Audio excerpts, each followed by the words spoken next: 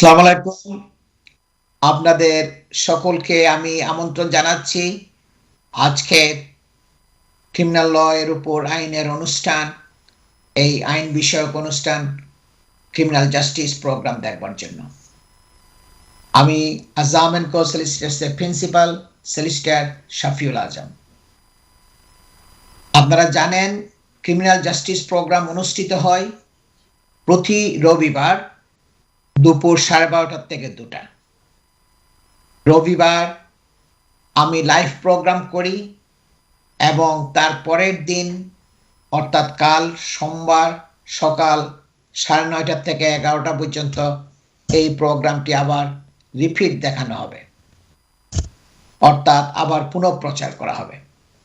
সুতরাং প্রতি রবিবার দুপুর 12:30 থেকে 2টা এবং সোমবার সকাল 9:30 থেকে 11টা পর্যন্ত আপনারা এনটিভিতে ক্রিমিনাল জাস্টিস প্রোগ্রাম দেখতে পারেন।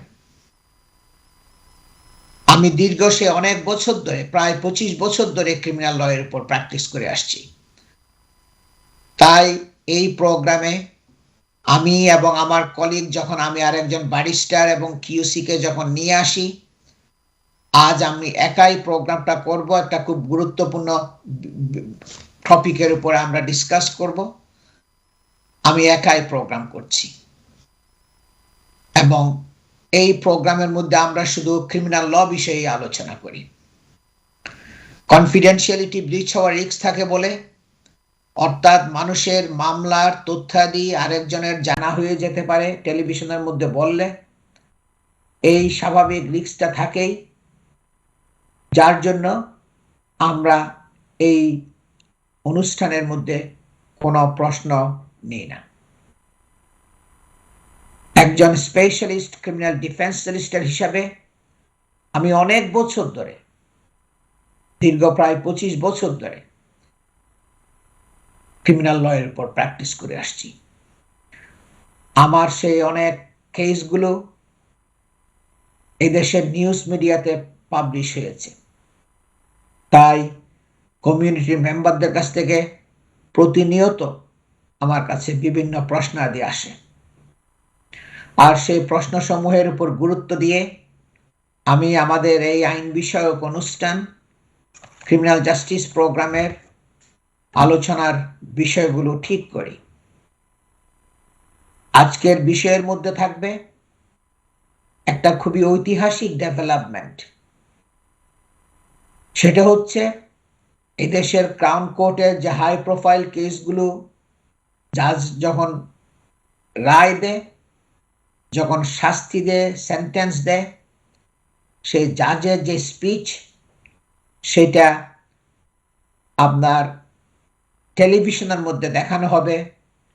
সেটা ঘোষণা দেওয়া হয়েছিল জানুয়ারি 2020 সালে, কিন্তু মাঝখানে প্যান্ডেমিকের জন্য, করোনা ভাইরাসের এই দীর্ঘ বিভিন্ন প্রবলেমের জন্য এটা হয়নি এবং প্রথমবারের মতো ওল্ড বেইলিতে, যেটা আপনারা সবাই চিনেন, সেন্ট্রাল লন্ডনে স্ট্র্যান্ডের মধ্যে দ্য সেন্ট্রাল ক্রিমিনাল কোর্ট আছে, সেখানে 28 জুলাইতে জাজ মনরো একটা ম্যানস্লটারের উপরে পানিশমেন্ট দিয়েছেন, লাইফ ইমপ্রিজনমেন্ট দিয়েছেন। সেই জাজের স্পিচটা, সেন্টেন্স দেওয়ার সময় যে স্পিচটা দিয়েছিল, সেটা আজ আমরা এই প্রোগ্রামের মধ্যে দেখাবো। We are going to talk about the general principles of criminal law in this program. Always আমি সবসময় বলি, এই প্রোগ্রামের মধ্যে আমরা শুধু জেনারেল প্রিন্সিপাল, জেনারেল বিষয়াদি নিয়ে ডিসকাস করি। If you are facing a criminal investigation or concerned about something that involves the police, always seek advice from a specialist criminal defense solicitor. সুতরাং আপনার যদি কোনো পুলিশের ঝামেলার মধ্যে পড়েন, ট্রাবলের মধ্যে পড়েন, কোনো ইনভেস্টিগেশনের মধ্যে পড়েন, তাহলে দেরি না করে সবসময়ই আপনার একজন অভিজ্ঞ দক্ষ ক্রিমিনাল ডিফেন্স সলিসিটরের সাথে মিটিং করা এবং অ্যাডভাইস নেওয়া উচিত। আমার বক্তব্যগুলো আমি বাংলায় এবং ইংরেজিতে মিশিয়ে বলবো, যাতে সবাই বুঝতে সুবিধা হয়।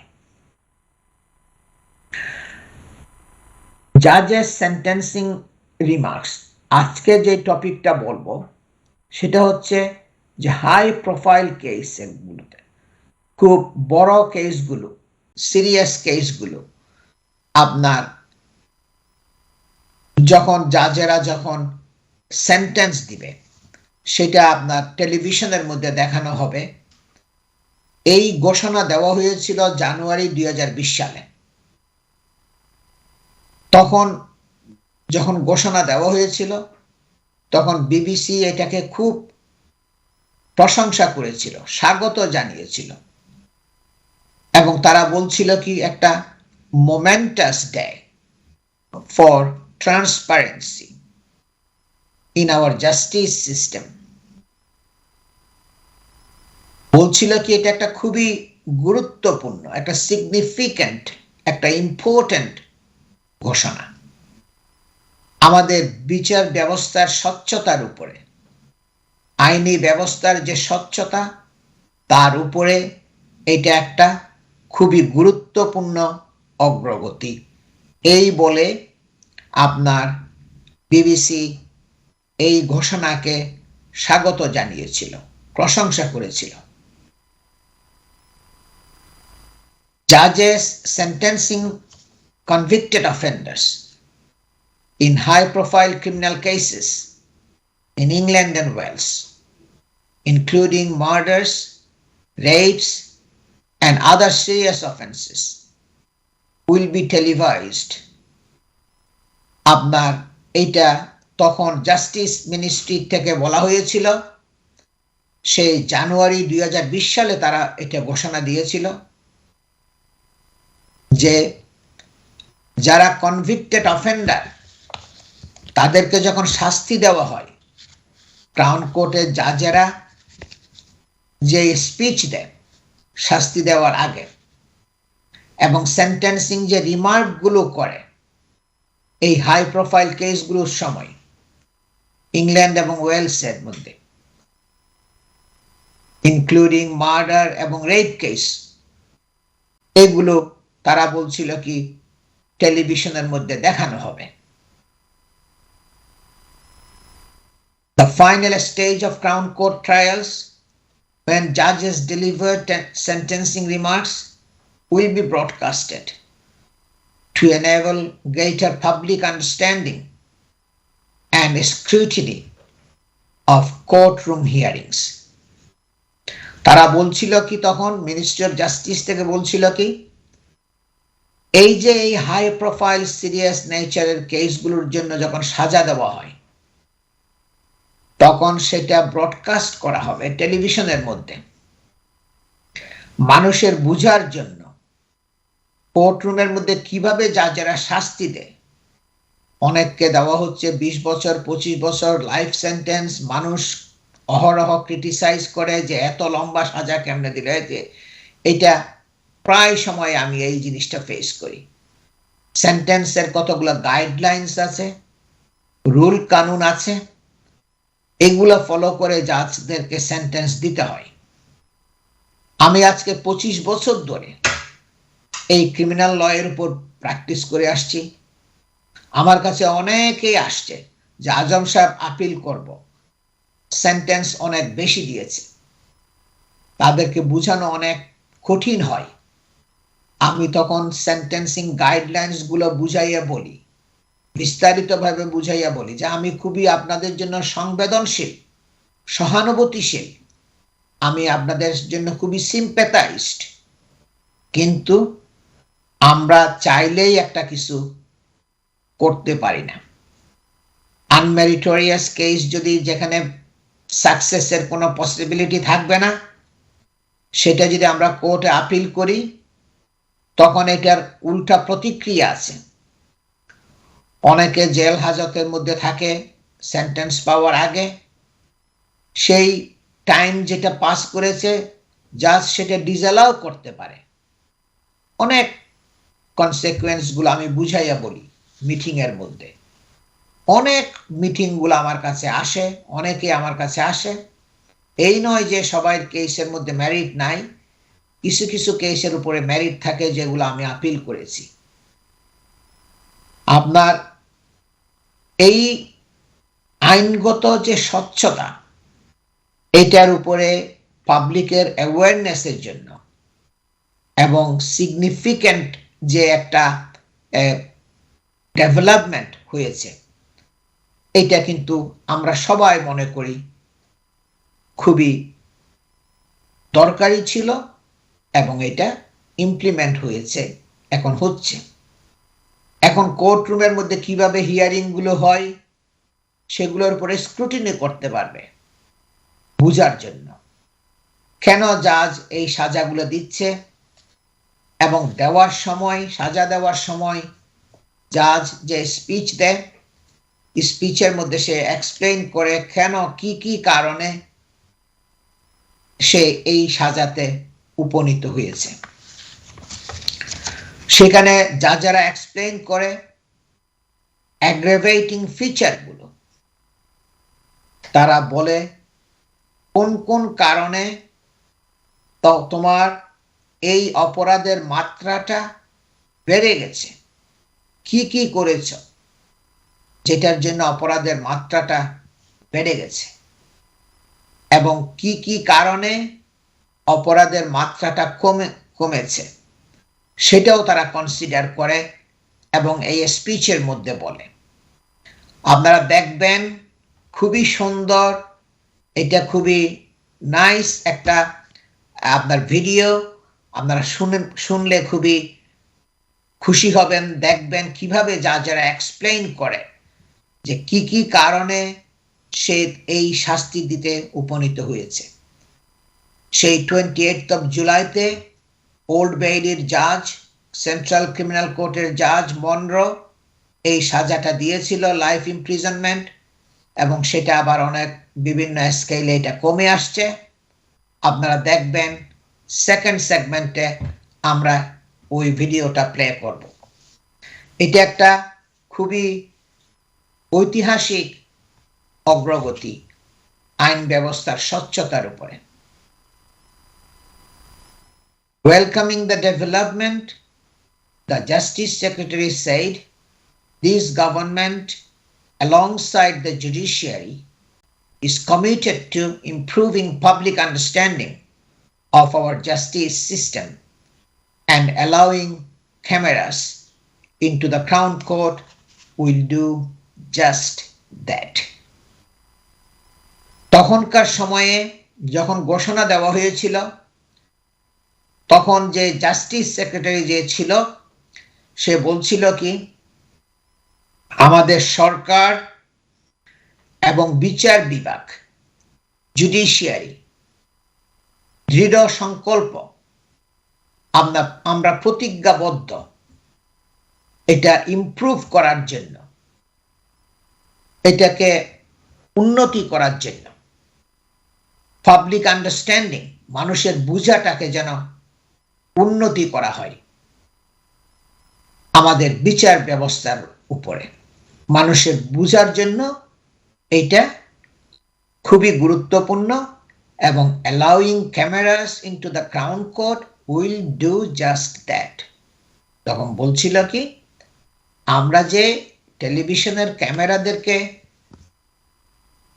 কোর্টরুমের মধ্যে অ্যালাউ করছি, তারা যে ফিল্ম করতেছে জাজকে এবং দেখাচ্ছে জাজের স্পিচটা টেলিভিশনের মধ্যে, এটাই হইল আমাদের একটা best way of improving the public understanding of our justice system.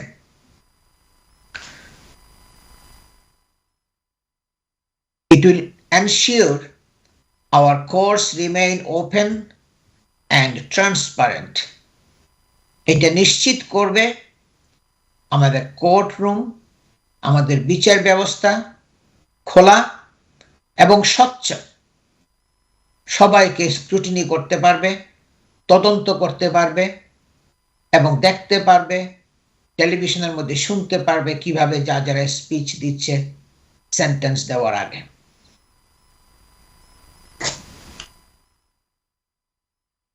And allow people to see justice being delivered to the most serious of offenders. এবং মানুষ দেখতে পারবে যারা গুরুতর অপরাধী, যারা অপরাধ করেছে তাদেরকে কিভাবে শাস্তির আওতায় নিয়ে আসা হয়েছে, তাদেরকে কিভাবে শাস্তি দেওয়া হয়েছে, সেটা পাবলিক দেখার একটা সুযোগ দেওয়া হবে। তারা টেলিভিশনের পর্দায় সেটা শুনতে পারবে। তখন যখন ঘোষণা দেওয়া হয়েছিল, তখন লর্ড চিফ জাস্টিস যিনি ছিলেন উনি বলছিলেন কি, I have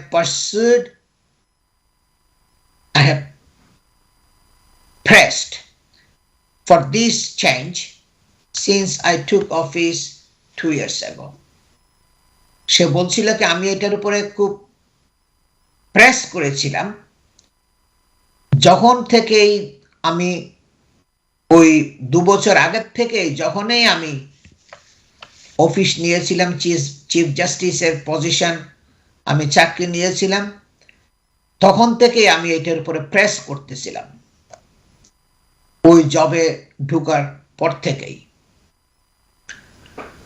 এবং the courts are reported by journalists already, but this gives an extra dimension to allow people to see the sentences judges pass on convicted criminals.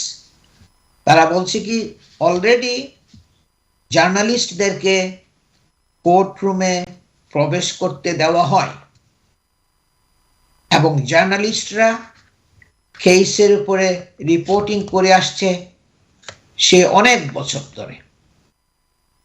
সেটা তাদেরকে অ্যালাউ করা হয়েছিল অনেক আগের থেকেই, কিন্তু টেলিভিশনের ক্যামেরাকে কোর্টরুমের মধ্যে অ্যালাউ, এটা একটা এক্সট্রা ডিমেনশন, একটা অতিরিক্ত মাত্রা, অগ্রগতি মানুষকে বোঝানোর জন্য কিভাবে জাজেরা শাস্তি দিচ্ছে এই বড় বড় অপরাধীদেরকে। And to understand why they interpret the law and guidelines the way they do in each case. এবং তখন পাবলিকের বোঝার সুযোগ হবে, দেখার সুযোগ হবে কিভাবে আইন যেটা আছে, স্ট্যাটুটরি রুল, আইন, ল, সেটাকে কিভাবে জাজ বিশ্লেষণ করে, ব্যাখ্যা করে। ইন্টারপ্রেট করা মানে ব্যাখ্যা করা, এবং কিভাবে নির্দেশনাগুলো দেয় গাইডলাইন্সগুলোর উপরে, কিভাবে জাজেরা বলে এই লটাকে এইভাবে আমরা ইন্টারপ্রেট করতেছি। এই যে কিভাবে তারা আইনের ব্যাখ্যাগুলো দেয় সেটা দেখার জন্য একটা বিরাট একটা সুযোগ হয়ে গেল। পাবলিকের সমালোচনা আর তখন থাকবে না।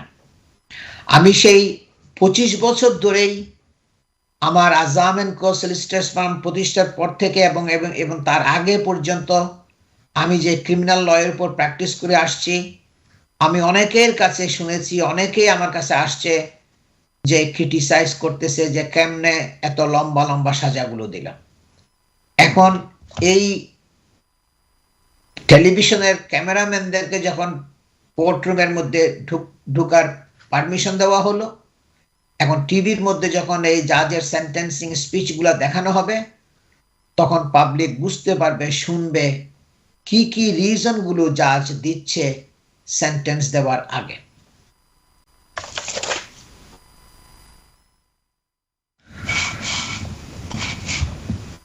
এবং cameras allowed for the first time to see judges sentencing for killing grandfather making legal history. আপনার প্রথমবারের মতো ক্যামেরাদেরকে অ্যালাউ করা হয়েছিল জাজের সেন্টেন্সিং যে দিচ্ছিল একটা ম্যানস্লটার, একটা মার্ডার কেসের জন্য, সেই ইয়াং ছেলে 25 ইয়ার্স ওল্ড, তাকে সাজা দেওয়া হয়েছিল যে জাজ, কিউসি, এখন তো আমরা বলি কিংস কাউন্সিল, এখন আমাদেরকে মনে রাখতে হবে আপনারা দেখেছেন অনেক কুইন্স কাউন্সিল আমার সাথে আসছেন এই টেলিভিশনের প্রোগ্রামের মধ্যে, অনেক প্রমিনেন্ট তারা এই দেশের বিভিন্ন ক্রাউন কোর্টের জাজ হিসাবেও বসেন। এখন তাদেরকে বলা হয় কিংস কাউন্সিল, যেহেতু আমাদের কুইনের মৃত্যুর পর এখন কিং আসছে, এই জন্য তাদেরকে বলা হয় এখন কিংস কাউন্সিল।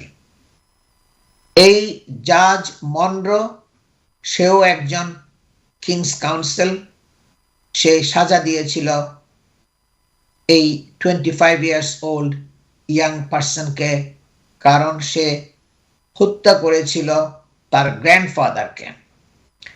এবং এই জাজের সেন্টেন্সিংটা আপনার ব্রডকাস্ট হয়েছিল ওল্ড বেইলি থেকে, সেই সেন্ট্রাল ক্রিমিনাল কোর্ট থেকে, অন 28th of July 2022।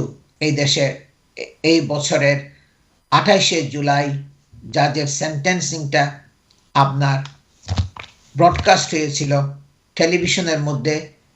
এটা হলো একটা ঐতিহাসিক, এটাই হলো প্রথমবারের মতো জাজের সেন্টেন্সিং, জাজেরা যে স্পিচ দেয় শাস্তি দেওয়ার সময়, এটা টেলিভিশনের মধ্যে দেখানো হয়েছিল।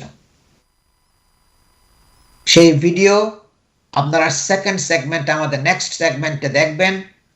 এবং সেখানে সে বলছিল কি সেন্টেন্স দেওয়ার সময়, a significant risk of the public, তুমি একটা বিশাল উল্লেখযোগ্য, বিশেষভাবে তুমি একটা ঝুঁকিপূর্ণ ব্যক্তি পাবলিকের জন্য।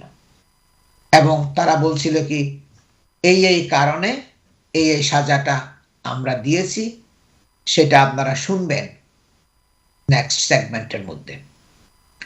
In a historic televised first, cameras have been allowed in court to show a judge sentence a 25-year-old man to life imprisonment for stabbing his grandfather to death. এটা হলো প্রথমবারের মতো, এটা একটা ঐতিহাসিক, ক্যামেরাম্যানদেরকে, টেলিভিশনের ক্যামেরা ক্রুদেরকে কোর্টরুমের মধ্যে প্রবেশ করার সুযোগ দেওয়া হয়েছিল। তারা এটা টেলিভিশনের মধ্যে দেখিয়েছিল 28শে জুলাইতে, যখন জাজ কিংস কাউন্সিল, এখন তখন কুইন্স কাউন্সিল ছিল, সে মনরো সেন্ট্রাল ক্রিমিনাল কোর্টের মধ্যে এই 25 বছর যুবককে লাইফ ইমপ্রিজনমেন্ট দিয়েছিল, কারণ সে হত্যা করেছিল তার গ্র্যান্ডফাদারকে স্ট্যাবিং করে। Then he had been cleared of murder, যা যেগুলো এক্সপ্লেন করছে আপনারা শুনবেন। admitted to manslaughter, মানে ম্যানস্লটারে অ্যাডমিট করেছে, সে অ্যাকসেপ্ট করেছিল যে তার 74 বছর বয়স্ক তার গ্র্যান্ডফাদারকে হত্যা করার জন্য সেই মটিংহামে, সাউথ ইস্ট লন্ডন। এটা আপনার বেশি দেরি হয় নাই। এই কেসগুলো, এই ধরনের বড় বড় কেসগুলো, এইগুলো এত ইম্পর্টেন্ট কেস, এই কেসের যখন শাস্তি দেয়, এটা যখন টেলিভিশনের মধ্যে দেখানো হবে, জাজের বিভিন্ন রিমার্কগুলো, কারণগুলো, যুক্তিগুলো, কি কারণে সে দিচ্ছে, তখন এটা পাবলিকের বুঝতে আর অসুবিধা হবে না যে এই কারণগুলোর উপরে ডিপেন্ড করে তাকে এই সাজাটা, লাইফ ইমপ্রিজনমেন্টটা দেওয়া হয়েছিল।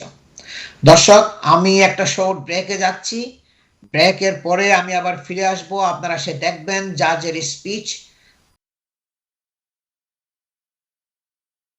যে সেন্টেন্স দিচ্ছিল তার স্পিচটা আমরা ভিডিও দেখাবো। সবাই আমার সাথেই থাকুন, নেক্সট সেগমেন্ট আমরা সেটা শুরু করব।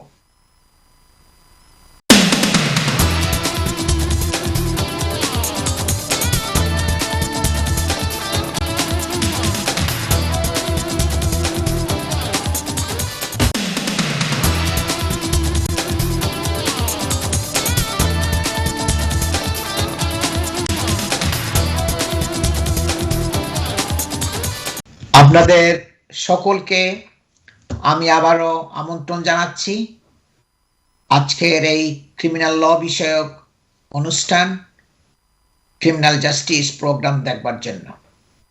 এই প্রোগ্রামটা হচ্ছে ক্রিমিনাল ল এর উপরে।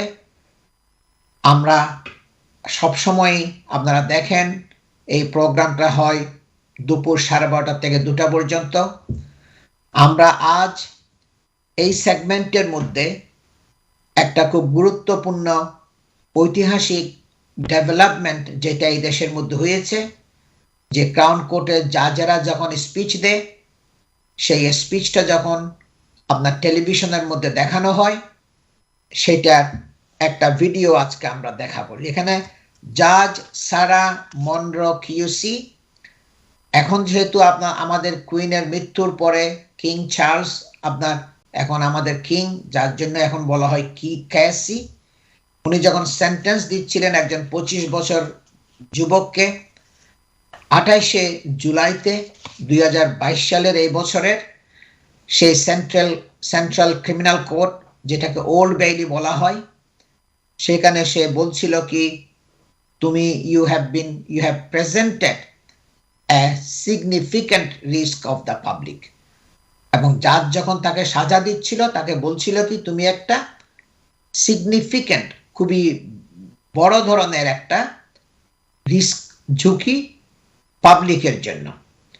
এবং television cameras allowed into criminal court in England for first time, এবং টেলিভিশনের ক্যামেরাম্যানদেরকে উনি অ্যালাউ করছিলেন যে তোমরা আসো, তোমরা আমাকে ফিল্ম করো, আমি যে তাকে সেন্টেন্স দিচ্ছি সেটা টেলিভিশনের মধ্যে দেখানো হোক। I am requesting the control room to play the video of Judge Monroe sentencing the offender who been convicted for murder. In and out of care and irreparably damaged by your early childhood experiences and by your learning disabilities. Throughout your childhood and adult life, you had a very strong and positive relationship with your maternal grandparents. You loved and love your Nan very much, and she loved and still loves you. Her evidence at your trial was compelling and informative. You clearly displayed many of the recognized features of autistic spectrum disorder, and you lacked the ability to show empathy to others, with the exception of your Nan and, to some extent, your granddad, until shortly before his death. When you were 15 and 16, you sexually abused a very young female child. And in September 2016, you received a 6-year custodial sentence for a number of offences, including rape and an offence of in possession of indecent images of children. I pause there to record my firm view, as supported by the psychiatric evidence, that the offending in which you were involved was learned from your own childhood experiences, and your lack of empathy or understanding was exacerbated by and rooted in your autism. You have no other convictions. However, you were on licence from that sentence when you killed your grandfather. Days before you were sent to custody in 2016, your grandfather had a stroke which left him paralysed, save for the partial use of his right side. He was largely bedbound and looked after by your grandmother, supported by daily carers. While you were serving your sentence, you were the victim of violence at the hands of other prisoners. You were prescribed medication for your autism and depression whilst you were in custody. You were released on licence in September 2019. While you were still in custody, allegations came to light that your grandfather had himself committed child sex offences. Both your mother and your uncle expressed a serious desire and formed intent to kill your grandfather and had to be dissuaded by your grandmother from doing so. From that time, your nan lost all respect for her husband, who'd also been cruel to her and unfaithful during their marriage. Upon your release, you were given a flat about 7 miles away from where your grandparents lived. Initially, you were very house-proud and you did very well until the pandemic hit. You later found out about the allegations of sexual abuse involving your grandfather, and you told your nan that you could not love him anymore, and that indeed you hated him. However, at that stage, you did not exhibit any violence towards him, nor express any desire to do so. COVID hit you very hard. You became obsessive about catching the virus and behaved in very extreme ways in order to avoid doing so. You also became paranoid about infecting your grandparents and avoided contact with them. Your mental health deteriorated as a result because you were isolated and separated from your grandmother. On Christmas Eve 2020, you went to your grandmother's house and asked her to help you to commit suicide by providing for you an overdose of tablets. You said that you wanted to die in her arms. She comforted you and she dissuaded you. You stayed at your grandparents' house for Christmas, but then returned to your flat on the 27th of December. From that date onwards, you would speak to your nan on the phone 3 or 4 times every hour. On the 6th of January of 2021, you rang your nan again, intent on killing yourself. She tried to persuade you not to do so, but you called the RSPCA and asked them to collect your pet ferret, telling the operator that you were going to commit suicide. The operator noted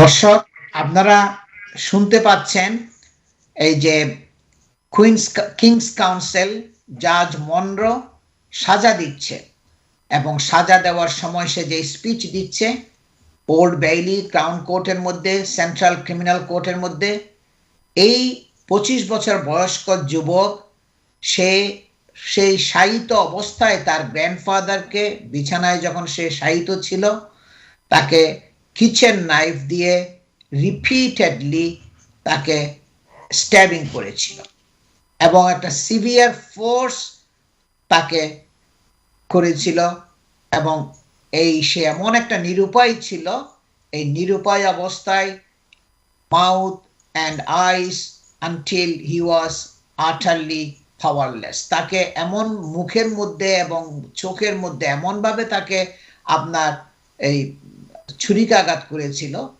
তার কোনো শক্তি ছিল না কোনো কিছু করার, এবং তাকে kill করেছিল। আমি I will go back to my control room, if you can continue. আপনারা এটা আবার প্লে করেন ভিডিওটা প্লিজ।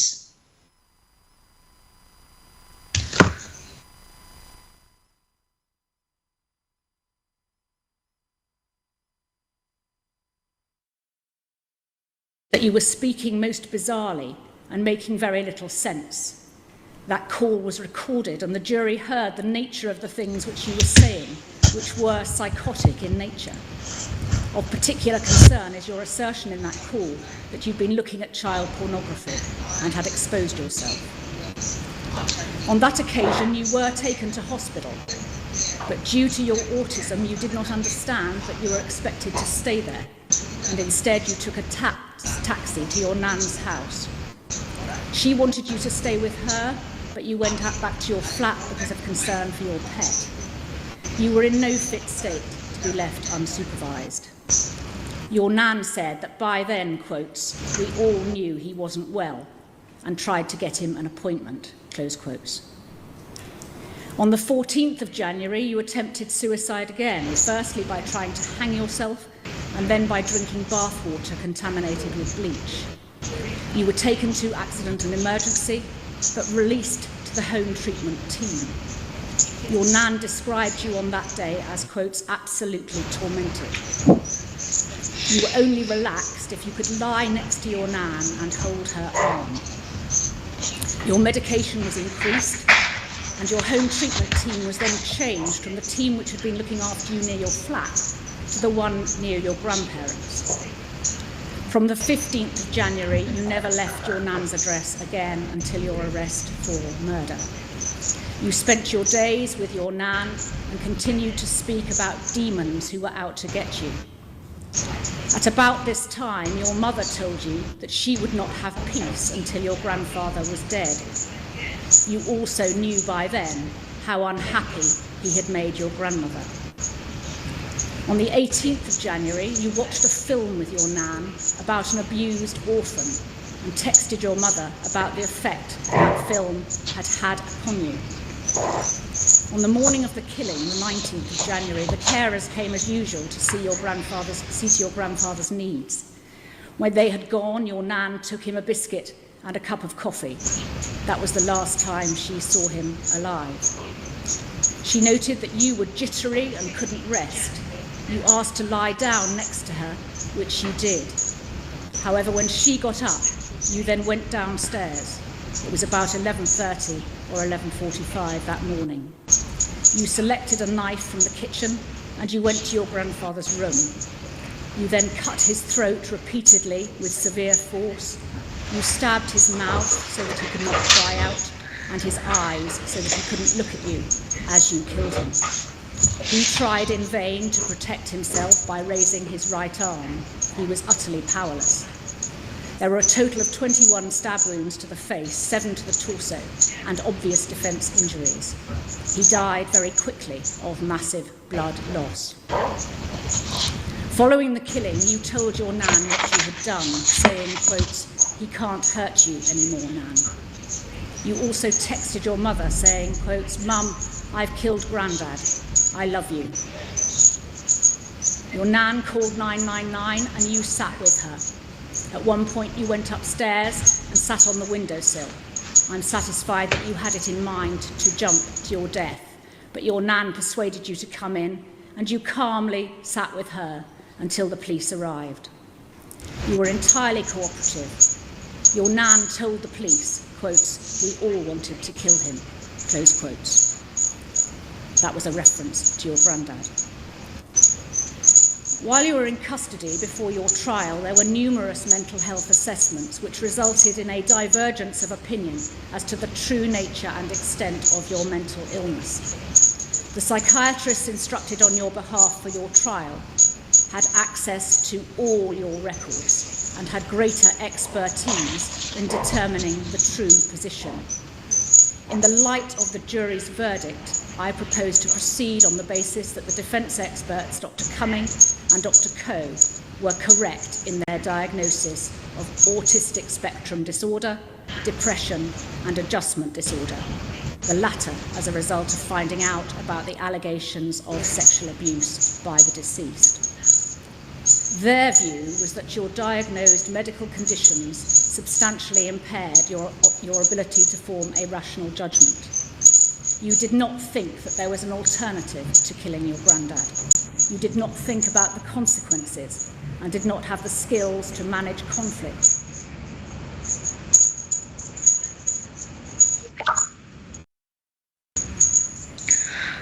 দর্শক, আপনারা শুনছেন যে জাজ মনরো এদেশের ক্রাউন কোর্ট যে ওল্ড বেইলি যে সেন্ট্রাল ক্রিমিনাল কোর্টের জাজ সাজা দিচ্ছিল আপনার 28শে জুলাই ওল্ড বেইলিতে। Jurors heard during the trial the brutal attack was carried out with the intention to kill because the 25-year-old man was very angry at learning of allegations against his grandfather of historical sexual abuse. আপনার এই 25 বছর বয়স্ক এই যুবক সে যখন শুনছিল তার গ্র্যান্ডফাদারের historical sexual abuse, যে মানে মানে চাইল্ড অ্যাবিউজ, এই সমস্ত এগুলো যখন সে শুনছিল, হিস্টোরিক্যাল সেক্সুয়াল অ্যাবিউজ গ্র্যান্ডফাদারের অ্যাগেইনস্টে, সে খুব ক্ষুব্ধ হয়েছিল, খুবই ক্ষুব্ধ মানে খুব রাগান্বিত হয়েছিল, হয়ে এই পাশবিক আক্রমণ করে তাকে রিপিটেডলি ছুরিকাঘাত করে তাকে হত্যা করেছিল বিছনায় শায়িত অবস্থায়। আপনারা শুনতে পাচ্ছেন জাজ মনরো যে জাজের যে সেন্টেন্সিং এর সময় আগে যে স্পিচ দিচ্ছিল সেই ভিডিওটা আমাদের এখানে প্লে করা হচ্ছে। আমি আবার রিকোয়েস্ট করব কন্ট্রোল রুমকে আপনারা কন্টিনিউ করেন ভিডিওটা প্লে করতে please. Or to see the bigger picture due to your obsessional and tunnel vision. On the other hand, you did understand that you were killing your granddad and had decided to do so. This is a complex sentencing exercise. Firstly, I have to apply the Sentencing Council guideline for this type of manslaughter. I begin by assessing the level of responsibility which you retained for the killing. There are 3 levels: high, medium, and lower. I have decided that the level of responsibility retained by you was towards the very top of the medium level range, noting that there is an overlap between that range and the range for a high level of retained responsibility. I take that view because, unlike some cases of this kind, you were not psychotic. Your autism was defined as significant but not severe. You made the determined decision to kill your granddad and you carried out the killing in a ferocious but controlled way, making conscious decisions to attack his eyes and mouth, knowing that you were killing him and why you were doing so. The relevance of your mental abnormality is that which was articulated by the psychiatrist called on your behalf, as I have set out above. As the author of the pre-sentence report states, quotes, because of your past experiences, you did not have the resilience or skills to cope with these disclosures, and your emotional well-being plummeted. For all those reasons, I take a starting point for sentence of 24 years imprisonment. I then have to turn to consider aggravating factors. They are 4. 1, the vulnerability of your bed-bound elderly grandfather. 2, the physical suffering inflicted upon him. 3, your previous offending. And 4, the fact that you were on licence. In relation to mitigation, I firstly point out that your abnormality of mental functioning has already been accounted for in the reduction of the offence from murder to manslaughter. However, there is considerable additional mitigation in relation to your upbringing, your experiences as a child, and the fact that other members of your family, to your knowledge, wanted and on 2 occasions set out to kill your grandfather due to the unproven allegations made against him. Of further significance is your recent discovery that he had hurt your beloved grandmother. In addition, it is to your credit that you have always accepted your guilt and told the truth about what you did and why. You have also expressed remorse, telling the probation officer, quotes, I've just made it worse, made the pain greater. There was ample evidence that you had tried to seek help for your mental health problems and had done well whilst on licence. It is unfortunate that the professionals did not identify the risk posed by you remaining in the community, and particularly by placing you with your grandparents. Dr. Cumming has provided an addendum report which confirms that a hospital order is not an option in your case. He describes you as a very damaged man who will require psychological work in the longer term. In my view, the mitigating factors balance out the aggravating factors so that I do not add to the notional term of 24 years. I then have to consider dangerousness. The probation officer has accurately set out the relevant considerations, and I agree with her assessment and the reasons for it. In my judgment, you do present a significant risk to the public, occasioned by the commission of further specified offences, due firstly to your previous serious offending, secondly the fact that there is evidence that you have a continuing interest in illegal pornography, thirdly the suddenness of your deterioration, and fourthly the seriousness and ferocity of the attack upon your grandfather. You therefore fit the criteria for a dangerous offender. Section 285 of the Sentencing Act 2020 provides that as I have determined you meet the dangerousness criteria, I then have to decide whether the seriousness of the offence of manslaughter is such as to justify the imposition of imprisonment for life. If I do conclude that it does, I then must impose such a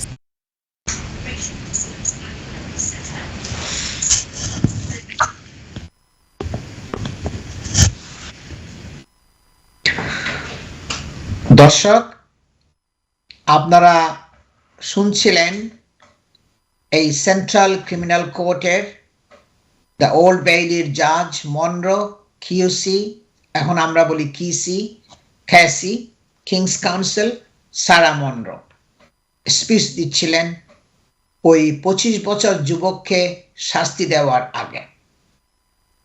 কি কারণে শাস্তি দেওয়া হয়েছিল, কিভাবে তার শাস্তিটা কমে গেছে, বিভিন্ন অ্যাগ্রেভেটিং ফিচারগুলো তুলে ধরছেন, যেই কারণগুলোতে তার মানে অপরাধটা গুরুতর হয়েছে, এবং মিটিগেটিং ফ্যাক্টরগুলো বলেছে, যে যে কারণগুলোতে তার মানে সাজাটাকে হ্রাস করা হয়েছিল, কমানো হয়েছিল, সেটাও বলেছিল। আপনার বলে কিভাবে সে সেন্টেন্সিংটা ক্যালকুলেশন করেছে সেটাও আপনারা শুনছেন এন্ড অফ দ্য স্পিচের মধ্যে। The court heard that the defendant, who was born with a congenital hearing impediment, grew up in a difficult times. যে জুরার মানে বিচারকরা, এই দেশের মধ্যে জুরি ট্রায়াল হয়, এই বড় বড় কেসগুলো ক্রাউন কোর্টে যখন হয়, আপনারা জানেন জুরি ট্রায়াল হয়, 12 জন জুরি পাবলিক থেকে র্যান্ডমলি সিলেকশন করা হয়, এবং তারা আপনার বিরুদ্ধে যে কেস সেটা শুনবে, এবং শোনার পরে তারা রায় দিবে আপনি কি দোষী আর নির্দোষ। যদি দোষী হন, ওই রায় যদি দেয়, তখন জাজ শাস্তি দিবে।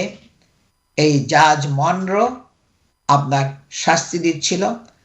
শাস্তি দেওয়ার আগে সে যে স্পিচ দিয়েছিল সেটা টেলিভিশনে ব্রডকাস্ট করা হয়েছিল 28শে জুলাইতে, আর আমরা সেটা আজকে এখানে আমরা প্লে করলাম আপনাদের শোনার জন্য। এটা খুবই লোমহর্ষকর কেস।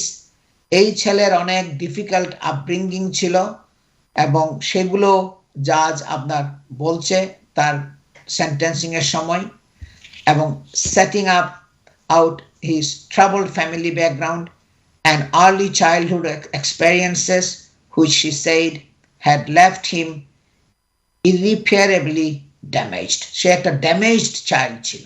জাজ বলছে কি, তুমি একটা অপূরণীয় ভাবে তোমার একটা মানে ড্যামেজ ছিল তোমার চাইল্ডহুড থেকে, এগুলো সে কিন্তু বলছে স্পিচের সময়। এইগুলো সব বলার পরে তারপরে সে সাজাটা দিয়েছিল। তাহলে দেখেন কিভাবে সাজাটা দিচ্ছে, সবগুলো এক্সপ্লেইন করতেছে সে, এবং এক্সপ্লেইন করে সে ফাইনাল ক্যালকুলেশনটা সাজার মেয়াদটা তখন ডিক্লেয়ার করেছে। দর্শক, আমি একটা শর্ট ব্রেকে যাচ্ছি, ব্রেকের পরে আমি আবার ফিরে আসবো। আমি আজাম এন্ড কো সলিসিটার্সের প্রিন্সিপাল সলিসিটর শাফিউল আজম। সবাই আমার সাথেই থাকুন। আমাদের নেক্সট সেগমেন্টে আমি আবার কন্টিনিউ করব কি কি রিমার্ক গুলো করে, ওগুলোর উপর আমি আবার নেক্সট সেগমেন্টে কন্টিনিউ করব ডিসকাশন। সবাই আমার সাথে থাকুন।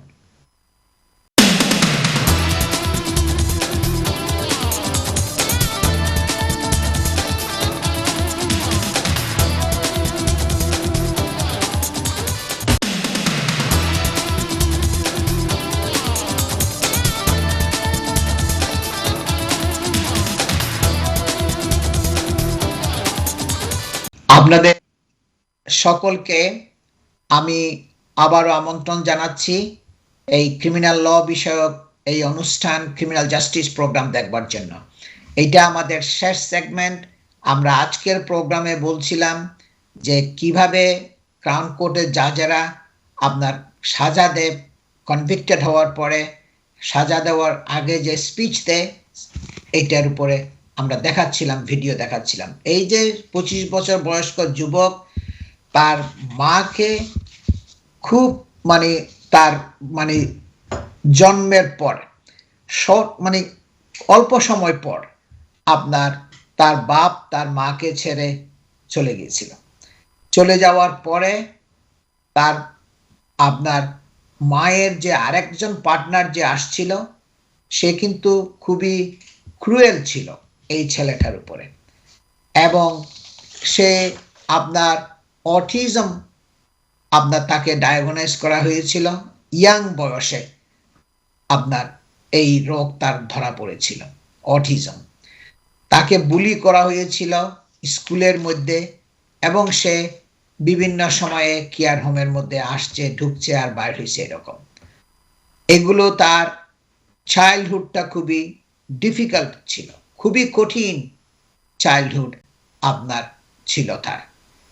এই চাইল্ডহুড এবং আপনার ফ্যামিলিগত ব্যাপার নিয়ে, এবং সে যখন শুনছে তার ফাদার গ্র্যান্ডফাদার আপনার হিস্টোরিক্যাল সেক্সুয়াল অ্যাবিউজের অ্যালিগেশন, তখন সে খুবই ক্রুদ্ধ ছিল, এবং এই রাগের বশবর্তী হয়ে আপনার রিপিটেডলি ছুরিকাঘাত করে শায়িত অবস্থায় তার গ্র্যান্ডফাদারকে হত্যা করেছিল।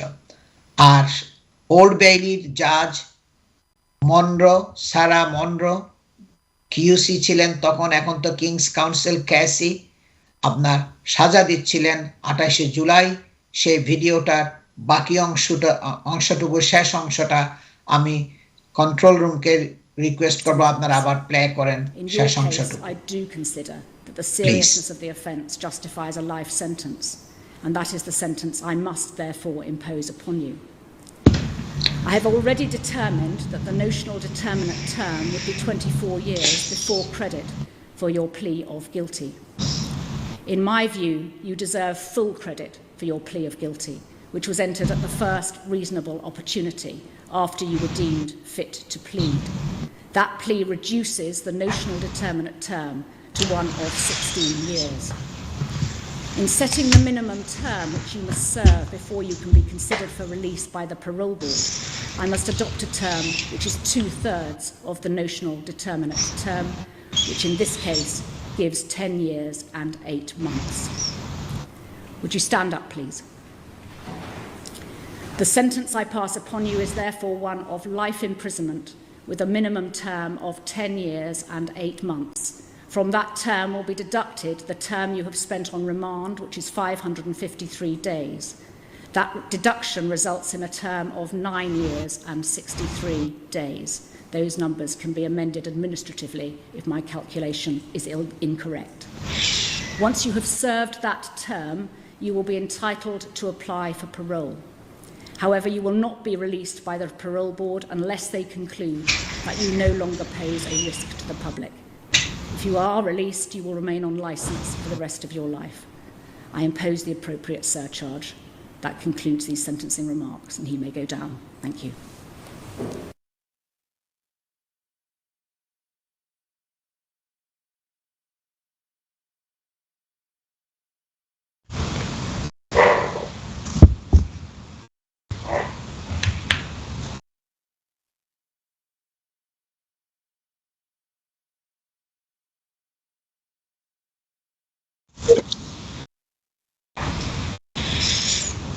দর্শক, আপনারা শুনেছেন এই যে জাজ সারা মনরো কিংস কাউন্সিল স্পিচ দিচ্ছিলেন ওই 25 বছর বয়স্ক সাজা ম্যানস্লটারের জন্য তাকে সাজা দেওয়ার আগে। আপনার তার অনেক কঠিন জীবন ছিল এই যুবকটার। In the months before the killing, he was depressed and had suicidal thoughts, and he became aware of allegations of sexual abuse against his grandfather, who was also said to have treated his wife badly and had affairs. অনেকগুলো ঘটনা ছিল এগুলোর সাথে। সে depressed ছিল কিল করার আগে, ডিপ্রেশনে ভুগতেছিল, সে suicide করতে চাইছিল।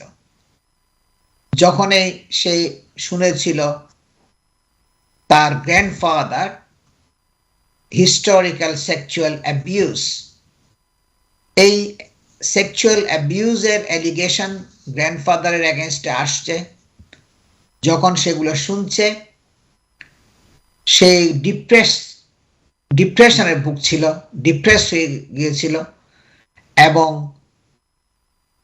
তার ওয়াইফকে, তার মানে তার নানিকে সে খুব খারাপ ব্যবহার করত এবং তার নানি থাকা অবস্থায় তার অন্য অ্যাফেয়ার ছিল।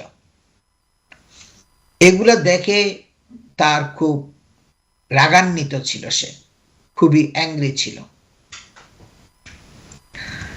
That love turned to hatred of his grandfather, and he developed an obsessional tunnel vision, leading to a determined decision to kill in a ferocious way, judge said. জাজ তখন বলছিল কি, এই তার গ্র্যান্ডফাদারকে যে সে ঘৃণা করত তার কর্মকাণ্ডের জন্য, সে অবসেসড হয়ে গেছিল এবং সে হিংস্রভাবে তার গ্র্যান্ডফাদারকে হত্যা করেছিল এই অবসেশনের জন্য। কারণ সে শুধু দেখছিল কি তাকে হত্যা করতে হবে, একদম সে সংকল্পবদ্ধ, প্রতিজ্ঞাবদ্ধ তাকে কিল করার জন্য। এবং সে তখন he can't hurt you anymore, he told his nun after the killing. হত্যা করার পরে নানিকে যাইয়া বলছে যে নানি, তোমাকে সে আর কোনো আঘাত করতে পারবে না, তোমাকে আর কোনো ফিলিং এর মধ্যে হার্ট করতে পারবে না। এবং এই কথা তার নানিকে বলছে, কারণ তার নানা নানিকে খুব আপনার ব্যাডলি ট্রিট করতো এবং তার অ্যাফেয়ার ছিল অন্য মহিলাদের সাথে। তখন সে বলছে কি, তোমাকে আর সে হার্ট করতে পারবে না, কষ্ট দিতে পারবে না। And also sent a text message to his mother saying, Mom, I have killed granddad, I love you. সে তার মাকে টেক্সট মেসেজ পাঠিয়েছে, বলছে কি, মাম, I have killed granddad, আমি আমার গ্র্যান্ডডাডকে হত্যা করেছি, I love you. এই টেক্সট মেসেজ তার মার কাছে সে পাঠিয়েছিল। এই যুবকটার 25 বছর বয়স্ক was said to have autistic spectrum disorder, which combined his other emotional and mental factors diminished his responsibility for the killing. এই তার বিভিন্ন অটিস্টিক আপনার মানে রোগ, তার মানসিক রোগ এবং আবেগ, এগুলো সব মিলে জাজ বলছিল তার দায়ভারটা একটু কমে গেছে মার্ডারের থেকে। After weighing up aggravating and mitigating factors, the judge told him, in your case, I do consider the seriousness of the offense does justify a life sentence. আপনারা শুনছেন জাজের স্পিচের মধ্যে, এবং এই স্পিচের মধ্যে সে কি কি কারণে অপরাধের মাত্রাটা বেড়ে গেছে সেগুলো এক্সপ্লেইন করছে। কি কি কারণে সে মনে করে অপরাধের মাত্রাটাকে একটু কমানো যায় সেগুলো সে এক্সপ্লেইন করছে জাজ মনরো। এবং তারপরে সে বলছে কি, আমি তোমাকে লাইফ সেন্টেন্স দেওয়ার জন্য এটা জাস্টিফিকেশন আছে বলে আমি মনে করি, যাবজ্জীবন কারাদণ্ড। এইটা আপনারা শুনছেন জাজের মুখে সে বলছে। তারপরে সে বলছিল কি, you must serve a minimum of 10 years। ওর ক্ষেত্রে বিভিন্নভাবে ক্যালকুলেশন করেছে সে, এবং করে বলছে কি, তোমাকে কমপক্ষে 10 বছর তোমার প্রিজনের মধ্যে কাটাইতে হবে। 10 years and 8 months in prison। 10 year এবং 8 মাস, 10 বছর 8 মাস তোমাকে প্রিজনে থাকতে হবে, minus the 500 plus days he has already spent in custody। কারণ প্রায় 500 দিনের মতো মনে হয় সে কাস্টাডিতে ছিল, জেল হাজতে ছিল। ওগুলো ডিডাকশন করার পরে, ওই সময়টা কমানোর পরে জাজ বলছে তোমাকে 10 বছর 8 মাস জেল হাজতে থাকতে হবে। তারপরে সে আরো বলছে কি, এইটার পরে এটা হলো মিনিমাম টার্ম তাকে থাকতে হবে। তখন কিন্তু তাকে ছাড়বে কি ছাড়বে না সেটা তখন প্যারোল বোর্ডের এখতিয়ার।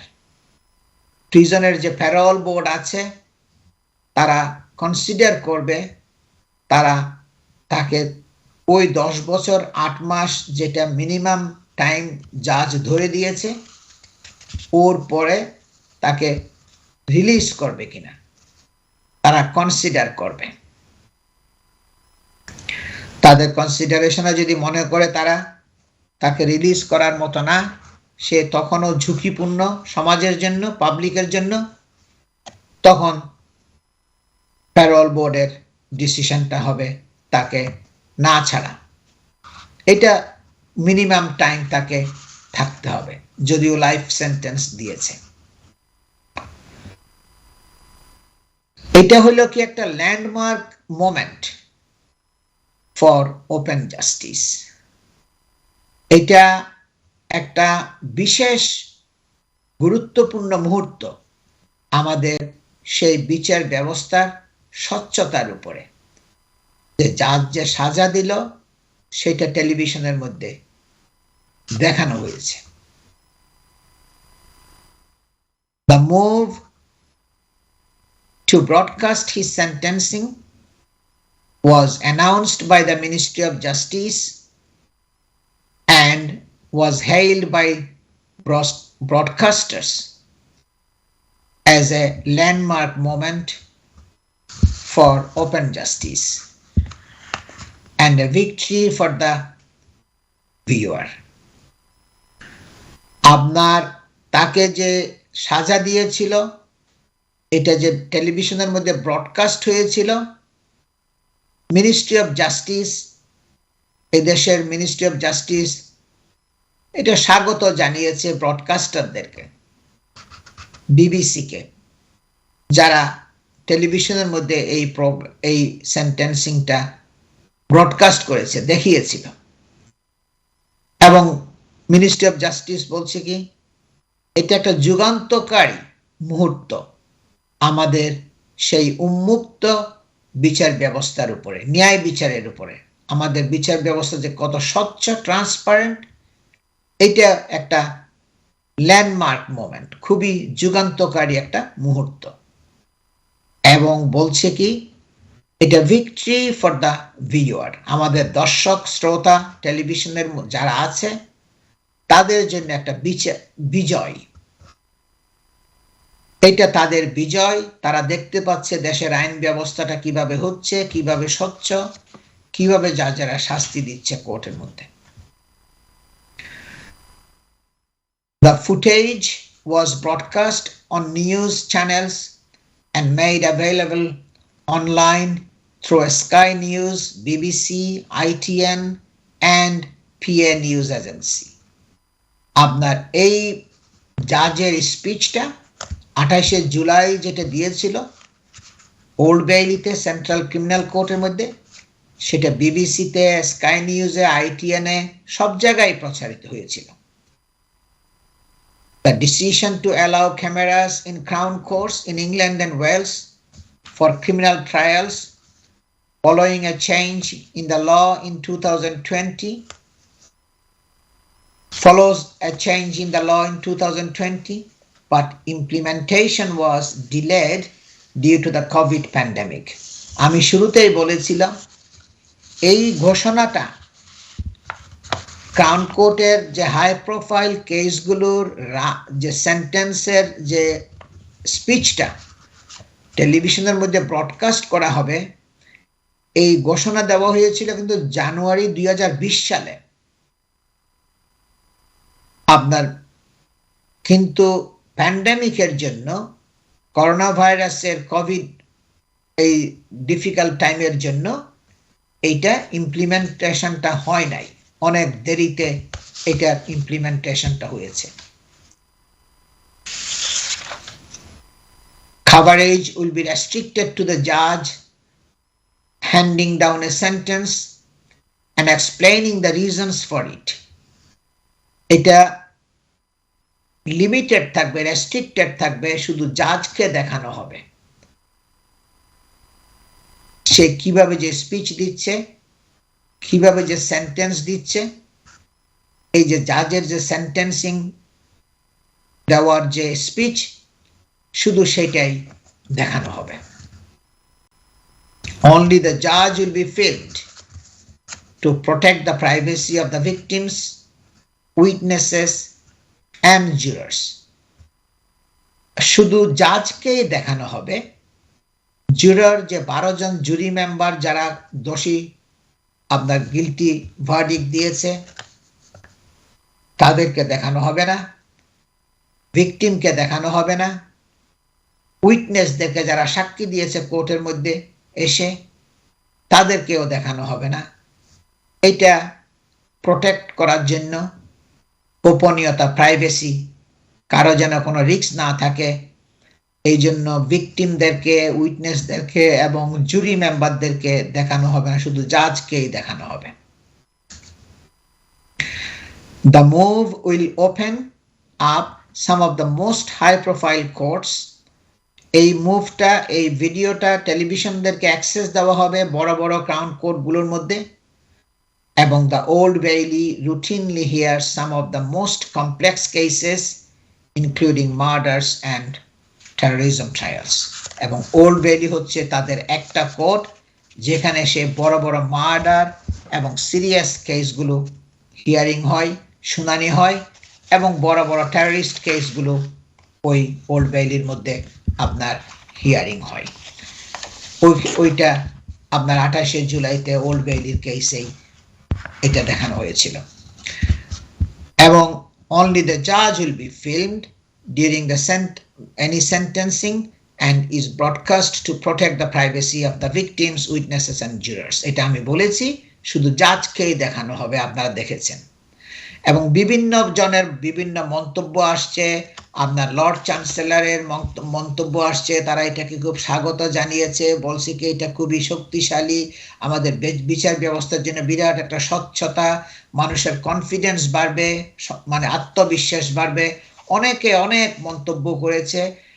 এইগুলো আপনার ওয়াইডলি একটা এনকারেজমেন্ট আসছে বিভিন্ন গভর্নমেন্ট অফিস থেকে। দর্শক, আজ ওগুলো বলার আমার সময় নাই, আজকে সময় শেষ হয়ে গেছে।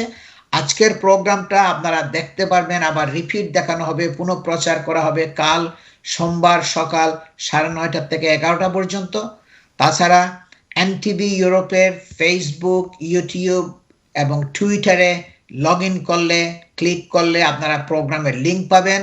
তাছাড়াও সলিসিটর শাফিউল আজম অথবা আজাম এন্ড কো সলিসিটরস এই নামে গুগলের মধ্যে সার্চ করলেও আপনারা প্রোগ্রামের লিংক পাবেন। সবাই ভালো থাকুন, সুস্থ থাকুন এবং সকলের প্রতি আমার শুভকামনা থাকলো। আসসালামু আলাইকুম।